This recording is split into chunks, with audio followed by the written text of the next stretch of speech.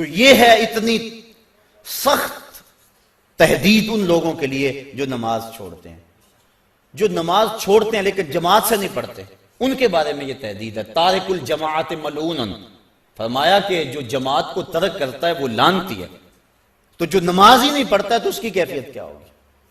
تو ترک صلاۃ سخت جرم ہے۔ قیامت کے دن کچھ لوگ جہنم کی طرف دھکیلے جا رہے ہوں گے۔ اللہ تعالیٰ قرآن مجید میں فرماتا ہے، ان سے کچھ لوگ پوچھیں گے ما سلککم فی سقر، تم جہنم میں کیوں جا رہے ہو؟ تو وہ جواباً کیا کہیں گے؟ لم نک من المصلین، ہم نماز نہیں پڑھا کرتے تھے۔ یعنی ہمارا جہنم میں جانے کا سبب یہ ہوا کہ ہم نماز نہیں پڑھا کرتے تھے۔ اور صاحبو، اللہ کے محبوب کا ایک فرمان سنو اور غور سے سنو۔ حضور فرماتے ہیں کہ جو بے نماز ہے، کل قیامت میں اس کو جس صف میں دشمنان خدا فرعون، حامان، قارون کھڑے ہوں گے، بے نمازی کو صف میں کھڑا کر دیا جائے۔ کیا ہم میں سے کوئی گوارا کرتا ہے کہ دشمنان خدا کی صف میں کھڑے کر دیے جائیں؟ اگر نہیں گوارا کرتے تو عزم کریں کہ آج کے بعد نماز نہیں چھوڑیں گے۔ صرف رمضان میں فرض نہیں ہے، رمضان المبارک کے علاوہ بھی نماز فرض ہے۔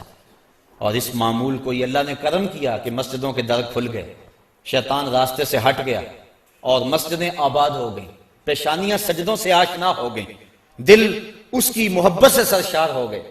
اور سحری کا منظر کتنا حسین ہوتا ہے، افطاری کے لمحے کتنے حسین ہوتے ہیں۔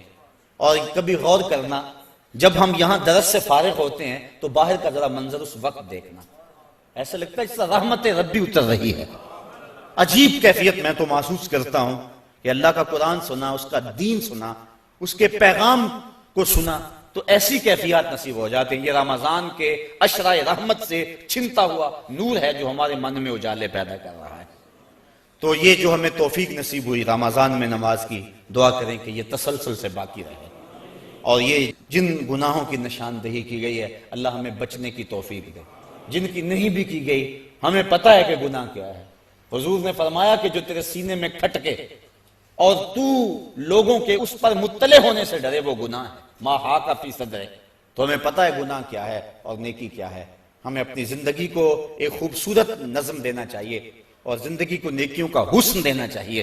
اللہ مجھے آپ کو اپنی رحمتوں اور کرم نوازیوں کا حصار عطا فرمائے۔